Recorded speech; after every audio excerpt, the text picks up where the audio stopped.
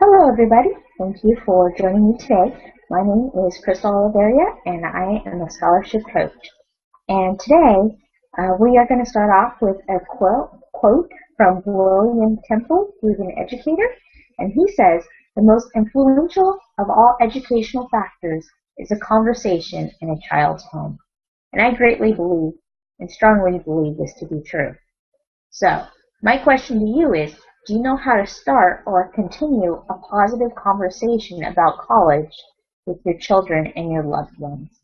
This could include grandchildren, nieces, nephews, other people in your community, your neighbors, everybody. So it comes down to having good communication. So what I'm going to do today is show you how to go ahead and start a conversation by asking 25 different questions that students could be asked by scholarship judges. And what it is by having these questions available, you're prepping the conversation that they might have these conversations in the future, or hopefully they will.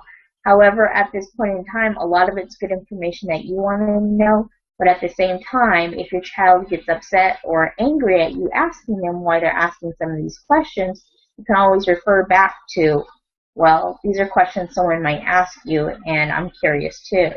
Or, this is a good question that I think someone of authority would ask, and I just want you to be comfortable with answering these sort of questions. So when young people know this, as well as older people, because sometimes you get more stubborn as you get older, then it helps the conversation move easier, because then they realize it's not just you asking, especially if it's a question that makes them feel uncomfortable, that it could be someone else that's asking them as well. And then I'm also going to show you 4 ways to evaluate responses of your loved ones to the questions that they ask. And I'm going to help you figure out ways to fit these questions into everyday conversations. So one of the ways that you can do that is just think about, what is it you do together as family time, or what is it that you would like to do? A lot of times if you ask someone 25 questions all at one time, they might become overwhelmed, especially if they're not used to you giving them that kind of one-on-one attention. So the best way to do it is just to kind of sprinkle in the questions throughout the conversations. So you might be able to ask, a couple of questions during dinner. You can certainly do it while you're dropping off your kids to school or picking them up. And you certainly can do it even as if you're watching TV together and there's a commercial. That's perfect, because it's usually about 2 to 3 minutes, where you can ask them a question and just get them engaged. Just get them thinking about it. Get them used to you asking these questions.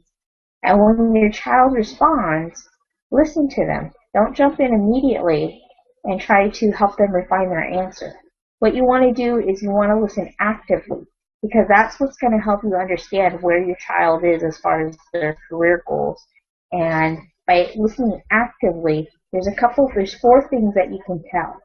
One is that you can tell, is your child able to answer questions easily?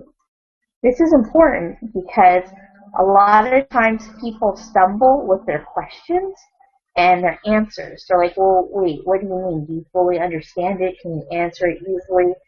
Have you given a lot of thought to it? Is this something you've been thinking about? Or are you just kind of surprised and taken back because you've never really thought about it, or no one's ever really asked you? The next thing to observe is, does your child clearly communicate? And that's good to know, because sometimes people tend to talk not very clearly, because often in school we're taught to listen more than we are to talk and use our mouth. Usually the only time we talk is when we raise our hand and the teacher asks us, yes, please go ahead and respond. So sometimes students have a much more challenging time communicating because it's not a habit or a skill.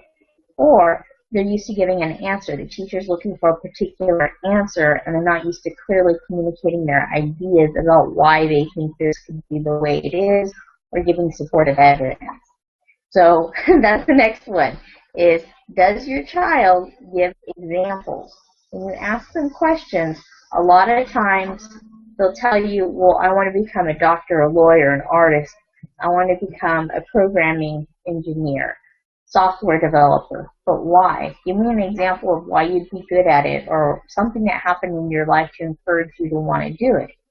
And these questions are great, not only for scholarship judges, but also for applying for college and, getting to meet people, other people who might write you letters of recommendations too. So get them in the habit of thinking, what have I done? What past accomplishments do I have? And in order to help you, that's why I'm providing you with 25 questions to ask. You don't have to go in order, but it does help you to know that you don't have to think of them on your own. Kind of relieves some pressure there, but also it helps you know that these are questions that are commonly asked on applications, and so you're preparing your child. Also, the next thing is, does your child or loved one speak with confidence? Are their answers well thought out? Is this something that they're just making up the answers from the top of their head? And confidence is very important because with confidence, you're more likely to attract other opportunities in your life and get the money, the job position that you want, or get accepted into the college that you want. So with that being said, that's why it's extremely important to go ahead and ask these questions. And if your child's not used to you asking these kind of questions or used to you being involved, just say, you're getting older and I want to make a change, or I want to be more involved, or, I realize I wish that my parents could have been there more for me, and so now I want to be there more for you.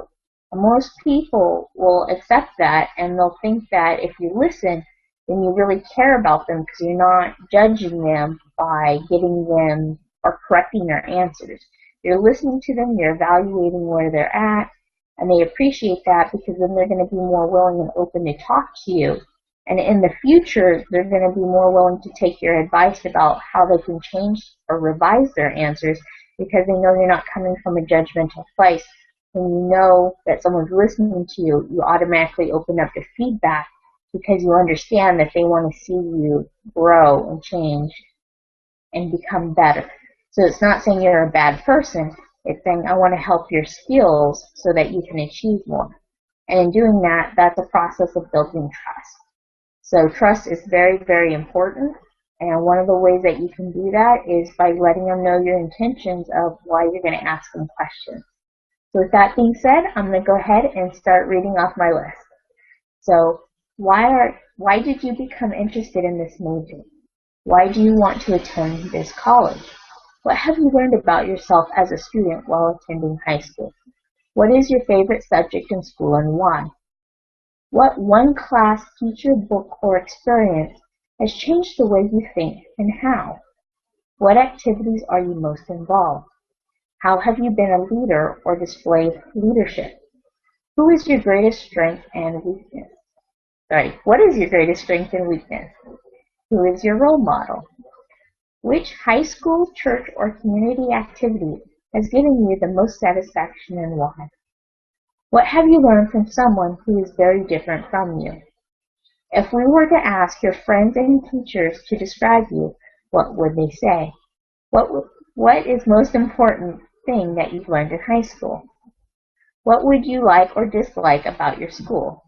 What would you change?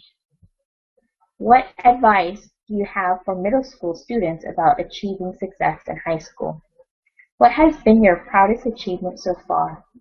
What events have been crucial in your life? How do you define success? What mark do you feel you've left on your school?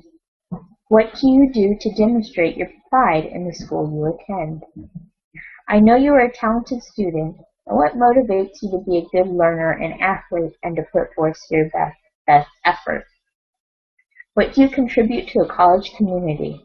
And what is unique about you? How would you describe yourself to someone who does not know you? And colleges have limited number of grants and scholarships they can offer. Colleges get lots of applications. Why should you receive it instead of somebody else? So these are great questions. Go ahead and get the ball rolling. Ask the questions you feel comfortable with, and over time you'll feel comfortable asking them all. So thank you for watching, and I look forward to seeing you soon.